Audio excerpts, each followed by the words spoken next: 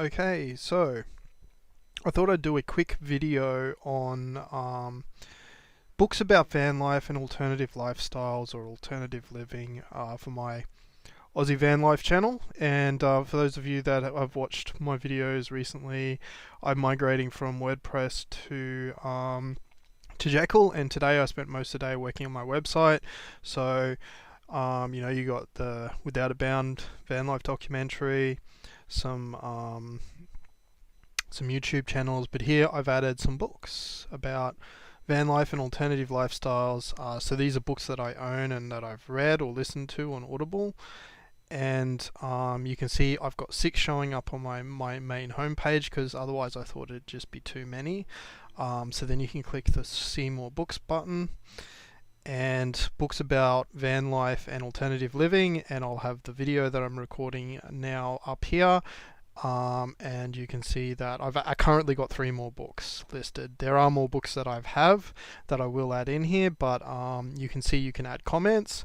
So if there's books that you like that I haven't got listed, or there's ones that you've read that you like, you can comment down here.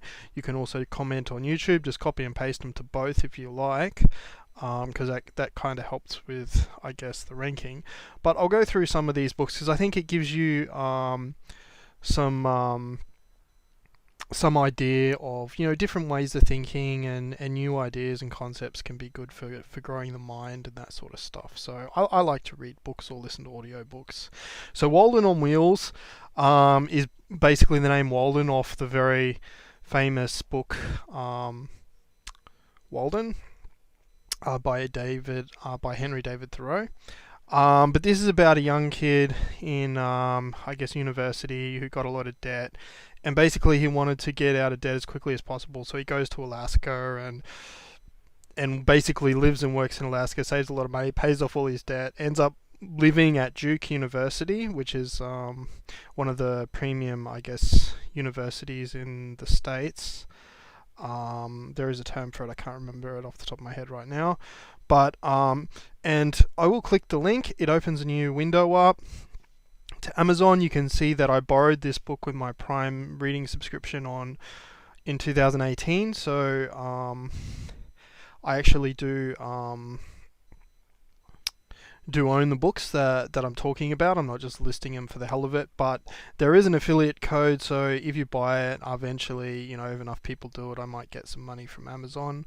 But if I'm recommending something that you think you might like, then I think that I deserve a cut because it costs you the same anyway. So Civilized to Death is a book that I've bought very recently, The Price of Progress. And it basically asks a question of, does modern life actually improve the quality of our life and make us happier? And this is a recent one that I purchased, so July 13th of July, so we're in August now, August the 7th. So I've had this just over a month, and it's a really, really good book that basically talks about a lot of the pre-agricultural societies, like what they call I think immediate gain or immediate use hunter-gatherers.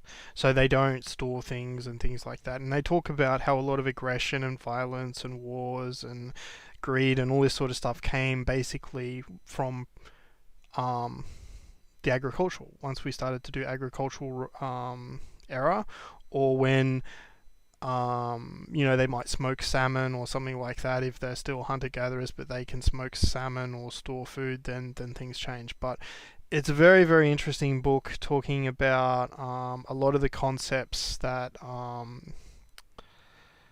misconceptions that people have about progress being actually a good thing. And they talk about how most of the native populations around the world actually had to be forced into joining the modern world.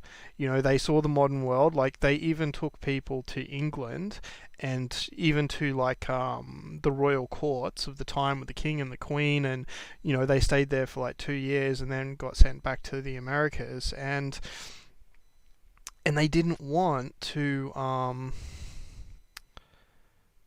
they even built them like a modern village to live in, like with modern buildings and stuff and gardens and stuff. And they abandoned it and went back to their previous lifestyle because the Europeans went back a couple of years later and they couldn't understand it. They just didn't want to live that lifestyle. And then they had examples of people from Papua New Guinea. Again, they went over to England and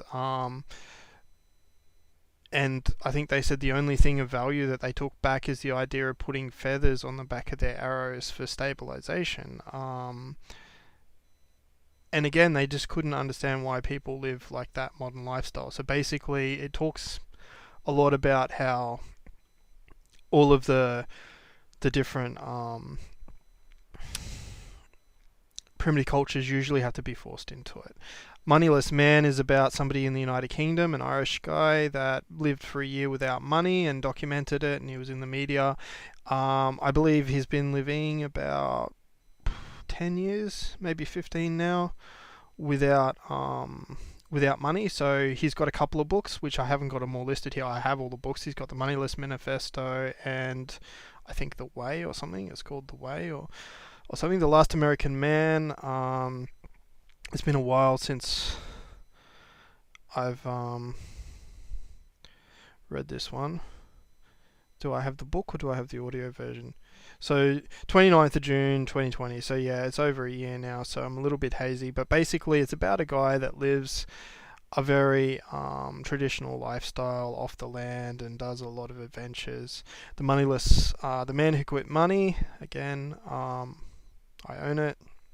You can see 15th of December 2019. It's about a guy who's living in, is it Utah? Moab. He lives in Moab and he's been living without money since 2000. So he's been doing it for 21 years now. So quite a while. And it's a story about his life. Like it talks a lot about his background growing up and stuff, which I found a little bit boring because I was more interested in him living without money. But it gives a lot of background into, I guess, how he became who he is living without money, in Moab in the United States. Quite good. Okay, so Woman in the Wilderness. When did I get this one? So this one was from the 3rd of July 2018, so quite a while ago, and so I read the book, but I might get the audible narration for this, but I read this one. So this is about a woman from New Zealand who, actually I don't think she was originally from New Zealand, but she's in New Zealand now. And she basically travelled the world, met another guy in Nepal or somewhere like that, and they just started travelling together. So he's considerably older than she is, and they basically live in sorry, I'm gonna cough. Okay, so now that we're back from me editing my cough, this lady basically lives with a partner, traveling around New Zealand, basically living and hunting off the land in tents and different things like that. They've done it all through New Zealand and in other countries as well, and it's quite an interesting read. Stranger in the Woods is about a guy who basically, I think when he was 18 or he was fairly young, he basically decided he went for a drive in his car until it ran out of fuel, and he just started walking, and he ended up living in the woods by himself for I think it's like 30 years, until he got arrested one day for stealing food, because he lived kind of on the outskirts of like an area where there were cabins and different things like that. So there's a lot of people that weren't there during a lot of the year, so he'd break in and steal like tinned food and different things that he needed to survive, and eventually he got arrested. And it's a story about him, and I kind of felt really bad for him when he got forced to rejoin society, because I